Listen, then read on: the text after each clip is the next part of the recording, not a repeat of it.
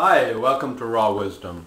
My name is Nathan Battalion, ND. I'm a naturopath, and most of you here on YouTube know me as a naturopath. However, I'm also a CPA, and I've been deeply involved in financial considerations all my life. And in fact, I believe those two issues are not really separate. Today we are in the midst of a financial crisis, socially, globally, and some people separate those issues. In fact, recently Natural News split off their commentary on our social dilemmas and financial crises in a site called Counterthink. Here, in our consideration of raw wisdom, I believe those two issues need to be intertwined, as well as the issue of the state of our environment. Of course, it's pretty obvious that our commercial, industrial society is the one that's in fact been polluting our planet now for nearly a century. Also, we're in the midst of health pandemics, and those pandemics have been fed by a devitalized food stream. That's the byproduct of our commercial society. Also, those pandemics have not been stemmed by an allopathic medical system that offers information that I believe is not authentic, is not really healing. So all these things are intertwined, but how? And I want to explain to you why these issues, in other words, the collapse of ecospheres around the planet, the collapse often of our internal ecospheres, as in metastatic cancer, and the collapse now of our financial system, which is reflective really of the state of our society. All three of those collapses are really part and parcel of much the same thing, which I believe is the lack of vision in our fundamental understanding of the world we live in, the fundamental understanding really of nature, and thus derivatively of the world around us. So how is that possible? Well, first of all, let me give you some of my credentials in this field. I'm a CPA, as I mentioned. I also went to the Graduate School of Business at NYU, which is right on Wall Street. And there, actually, as early as the age of 16, I studied economics under Ludwig von Mises, who was a very famous laissez-faire, let it all be kind of capitalist. I also, way back in the 60s, knew Alan Greenspan because he was a groupie of an author called Ayn Rand, very famous, a great novelist, and also a laissez-faire capitalist. She had come from Russia, as my mother had, and had suffered very deeply, and therefore turned against the system of communism and of socialism, and thought that the ideal form of society was our capitalist system here. And much of that logic I can understand.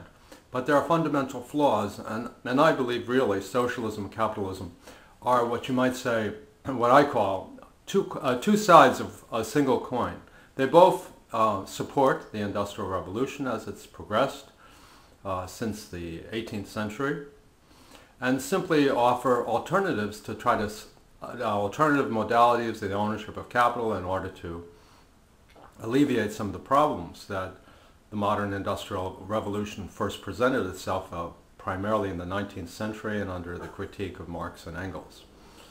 Really, what I see is that the fundamental vision that has driven us for the last 200 years is what is flawed, and that we need an entirely different kind of society, one that is in fact healing and helpful to the evolution of ourselves on a much firmer ground. And so when you see today that we have massive unemployment, massive problems, this is something I predicted would happen long, long ago. In fact, when these stories hit the newspapers, my daughter called me up and, "Daddy, you know, you've been telling me about this for 30 years, and it's finally happening." And one of the symbols for this is Wall Street itself. I worked there for almost a decade. I was head of 3 different brokerage firms, 2 of which had over 100 employees, 100 brokers working, hitting the phones, getting customers. And so I know the securities business, I know how Wall Street functions. And while I was there, I think what was most moving was the architectural symbolism of that world. And you find at the head of Wall Street is Trinity Church. Trinity Church was built actually in the 17th century. It was brought to us by the Church of England. And in my mind, it represented the medieval order. It represented the world that was Bible-centered, that whole understanding. And Trinity Church was actually the tallest building in New York City at the head of Wall Street. And this symbolized the dominance of that medieval Bible-centered worldview, reaching up with its steeples to God. And from that biblical understanding of God comes the guidance for all of our society, of all of our consciousness. And that was the medieval worldview. That was replaced in the 17th century by the mathematical worldview, the scientific. And as a result, and it's very, very moving, we see that the businesses that represent that world and the bringing forth and the administration of that world, the insurance companies, the brokerage companies, the real estate conglomerates, all have these towers that way, way overtower Trinity Church. They're all made of these little identical, the same boxes. They're no longer pointing upward like steeples to God, but expressive of kind of a mechanistic, all the same, life-stripped worldview, which is extremely geometric, extremely mathematical. And of course, all human relationships in commerce are reduced to dollars and cents, salaries, price tags, and so on. And it's very interesting that way back in the 17th century, what happened was that with the deauthorization of the biblical worldview as a result of Copernicus' discovery that the Bible was flawed, that it didn't describe solar motion properly, that the earth was not at the center of the universe, what was also deauthorized was the social order of that time and the political order of that time. And so what followed was not just the Industrial Revolution, but also the political revolutions, as in France, the French Revolution, the American Revolution, the Russian Revolution, where the power of the czars, which had been handed over to them through the religious authority of the church, no longer now had weight. And so you actually saw the murdering of all the royal line of the czars in Russia, which was very tragic, and also the violence of both the French Revolution and the American Revolution.